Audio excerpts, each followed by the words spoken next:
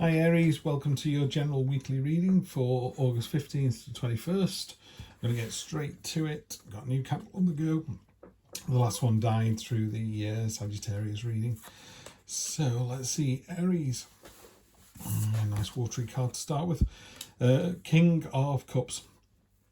Cool, calm, collected. That's your energy at the moment. Great to see this again. That came up for Leo.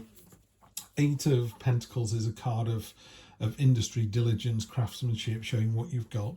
Doesn't have to be work, it can be in love, but it's a real wearing your heart on your sleeve and letting people see what you're capable of, and everyone's nodding their heads going, nice, yeah, loving that. This has come up 3 times now. I've only done, yours is reading number 3. So in your past position, you've got the Lovers. There is attraction there. There is, the tie that binds. There is some kind of, what's the word? There is an attraction there. There's some kind of relationship, but not without some friction. It's going to have to be worked out. In the near future as well, something doesn't serve you. This is the kind of, I call it the refugee card. It's normally a woman and a child kind of sailing away from one land to another, from turbulent times to less turbulent times. Is that kind of energy. So yeah, be careful. Let's see where that takes you. And then we've also got the 8, which is another card of it no longer serves you. It's time to get up and get gone. Okay, it's very definitely time to get up and get gone. And then we end up with the 9 of Pentacles, a card of complete and utter abundance. Really, it's about being focused and determined and being very content with what you've got. But also what you've got is quite a lot. It's a very abundant card. Universe is going to give you a little shove in the back this week. Just be careful you don't sort of spend too much time in the past. The past is great, going, oh, do you remember 1976? Obviously some people don't. Do you remember 2000? Do you remember last year? But it's good to live in the past and not to live in the past. It's good to remember the past, but don't live in the past. And the universe, again, just gives you a little nudge there. Time of healing. Either you've hurt someone or someone's hurt you. You have to tell me whether you're the heart or the sword on that one. 4 of Pentacles. So this reading's slowing down. It's getting a bit tired. 4 of Pentacles is a card of hoarding and not really utilising what you got. This is really powerful. The 8 of Pentacles is a really powerful card. The 4 of Pentacles is a bit of a card of status quo, staying as you are. And then either you or someone else, and I get the feeling it's someone else, has been a bit naughty there. In this particular deck, that sword at the front there is sucking all the energy out of the other 4 swords. It's a card of deceit, it's a card of mischief. Okay, but the energy line across the bottom is much, much more powerful. That's the 3 of Cups, card of celebration. It's about people coming together. It's a party time. It's real joyful energy. So there's a real sense of it sort of being great here and just sort of slowing down a little bit and getting tired down there. So I would take, this card here, the sort of King of Cups, I call it the cool cat. He's one of those people who's just effortlessly cool. It's like Frank Sinatra, just effortlessly cool kind of energy, and just really laid back. You can see he's very laid back there. And there's a squid and a school of fish there that are normally enemies. They're just swimming together quite happily.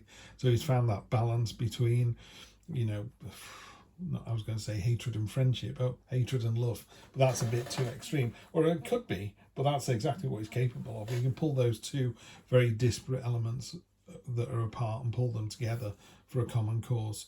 And this is a really great card of kind of really showing what you're capable of. So 1, 2, 3, 4, even these 2 cards, which are cards of leaving the situation that doesn't serve you. So I think maybe you are leaving a situation that doesn't serve you anymore, and it could be because someone's done the dirty on you there. Maybe you just find out about that this week. I try and do upbeat readings, but honestly, I just read what the cards are telling me on here, and it's very much a case of, own your own power. No one can take your power off you. You can only give your own power away. It cannot be taken from you. Yeah. So just hold on to your own power, your own diligence, your own abundance, your own, this doesn't serve me anymore. That gives you the victory. If you're not careful, you go, well, let's just take it as it is. Let's just have an okay day. And then it doesn't work out. That doesn't work out. Oh, fantastic. Okay, there you go. Yep, there's definitely some relationship stuff going on here. Okay, so first of all, you can get out of bed grumpy. What is it? Did you get out of bed grumpy? No, let's have a lie-in. But you can get out of bed grumpy, you can get out of bed and be positive and driven and go, do you know what? Today is the day I'm going to make a difference. I'm going to do this. Eight of Pentacles energy. I'm going to blow the bloody doors off. Yeah, that's what you do. The Fool is all about this. Love, love, love this card in this Rider-Waite deck. Probably the first card I ever understood and was drawn to. It's the only card in the deck with a white sun. It's that blazing white sun. He is just off on this adventure. Doesn't care how he's dressed. Doesn't care what he looks like. The jagged mountains, you could argue, were past experiences. There could be things he's yet to climb. Mountains often talk about obstacles and achievements, but whether that's an achievement, has he climbed over those to get to here, or has he got to climb over them, or does he just not care? And the Fool just doesn't care. It's zero. He's all or nothing. He's ready to go on the journey. So this week, I think you need to kind of take on board these other cards underneath here, and then, like I say, just blow the bloody doors off and go, do you know what? This doesn't serve me anymore. I am this good. I am this satisfied. There you go. That's a good card. If you let your true self come to the surface, you'll find how authentic and satisfied you are, and everyone will be celebrating that. This is two peas in a pod, the Two of Cups. It's coming together of very similar to the Lovers. Yeah, it's coming together of you and another person. It could be a partner. If you go, well, it's definitely not. It could be you and your higher self. So, you know, sometimes we are just the better person. I think that's what you can be this week. And the Queen of Cups, really in, you know, the Queen of Cups, she's got a foot in the water, completely and utterly in tune with her own emotions, and that kind of, and where you've got the King and Queen of Cups, so you've got the top of the energy, you've got both pairs, you've got both sides of that kind of yin and yang, nurturing, caring, finding the balance, and just knowing how, honestly, just knowing how cool you are. You know, just drop into Frank Sinatra mode this week and you'll be absolutely fine, and that's going to drive some jealousy for that card over there. Have a fantastic week, and I will see you next week for more of the same. Take care.